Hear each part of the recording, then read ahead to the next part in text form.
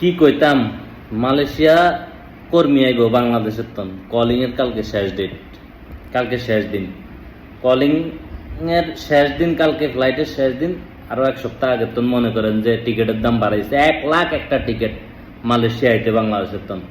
Syndicate হালারা গালি গালাস না করে পারি না, সিন্ডিকেট কইরা মনে করেন যে এরকম অবস্থা করছে।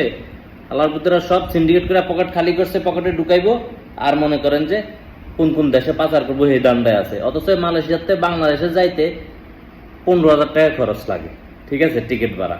আর একই বিমান বাংলাদেশ থেকে মালয়েশিয়াতে 1 লাখ টাকা, 70, 80, 90, 1 লাখ টাকা লাগে, ঠিক আছে। আর কি কম, এই দেশে মনে করেন সব জায়গায় সিন্ডিকেট, আলু কিনতে গেলে সিন্ডিকেট, পেঁয়াজ কিনতে গেলে সিন্ডিকেট, রসুন কিনতে গেলে, পানি কিনতে গেলে সিন্ডিকেট।